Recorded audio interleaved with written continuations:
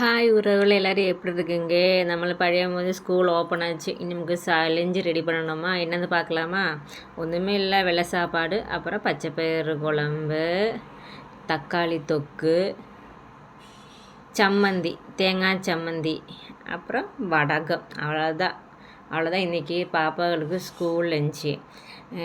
காய் ஒன்றும் வாங்கலையா? ஸ்கூலில் இன்றைக்கி தானே ஓப்பன், இனி தான் காயெல்லாம் வாங்கி வைக்கணும். பக்கத்துக்கு சொன்னல மாமா, எங்கள் நோம்பின்னு சொன்னல, அதனால நேத்திறந்து நோம்பி, அதுக்கெல்லாம் போயிட்டு வேடிக்கையெல்லாம் பார்த்து வர்றதுக்கு லேட் ஆயிடுச்சு. அதனால சரி இனி தான் போய் நாளத்தைக்குள்ள குழம்புக்கு காயெல்லாம் வாங்கிட்டு வரேன்னா இருக்குன்னு கொண்டு சமாளிச்சிக்கல. நான் வீட்டில் என்ன இருக்கிறது, பச்சைப்பயிறு மட்டும்தான் இருந்தது. சரி பச்சைப்பயிறு குழம்பு, தேங்காய் இருந்தால் தேங்காய் சட்னி, தேங்காய் சம்மந்தின்னு சொல்லு, எங்கள் சட்னின்னு சொல்லி எங்கள் ஊரில் தேங்காய் சம்மந்தின்னு சொல்லு.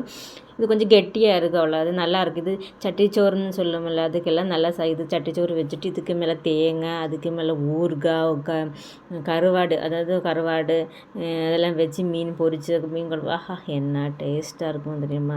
இதில் சம்மந்தியே பார்க்கும்போது எங்கள் வீட்டில் நினப்பு தான் எனக்கு அதிகமாக வந்தது. அதை வந்த அளவுக்கு டேஸ்ட்டாக எங்கள் அம்மா வைக்குவேன். அப்புறம் அவ்வளோதான்.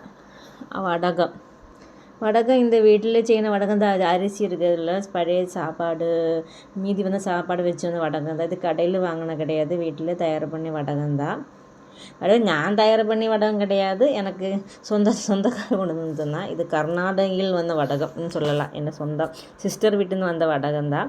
அவ்வளோதான். பாப்பாவுக்கு ஸ்கூல் ரெடி, லஞ்சு ரெடி ஆயிடுச்சு.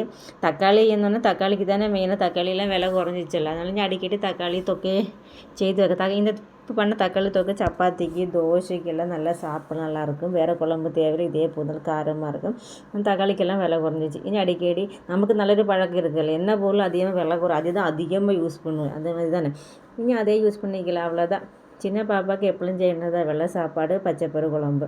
ஓகே, எப்பளும் தனியாக கொடுக்க மாட்டேன். சின்ன குழந்தையா இருக்குது, எடுத்து பெரிய பாப்பா போல் எடுத்து ஓப்பன் பண்ணி சாப்பிடணும்னு தெரியாது அந்த அவளுக்கு. இப்போவும் ஊட்டி விட்டு தான் சாப்பிடுவேன். அவளே கொஞ்சம் எடுத்து சாப்பிட்ன பழக்கத்துக்கு வரல. அதனால் எப்பளும் கலரி தான் பாப்பாவுக்கு கொடுக்குவேன். அது மேலே இந்த கருவேப்பிலை இதில் இருந்து எடுத்துடுவேன், பச்சை மிளகு இதெல்லாம் எடுத்துடுவேன். அது எப்படி எடுக்கணும், இந்த குழந்தைகளுக்கு எப்போ எடுக்கணும் நல்லதானே. பெரிய குழந்தைன்னு எடுத்து சாப்பிடும், சின்ன குழந்தைக்கு எடுத்து சாப்பிட தெரியாது. ஸ்பூனில் அண்ணி சாப்பிட்ன பழக்கம் தானே.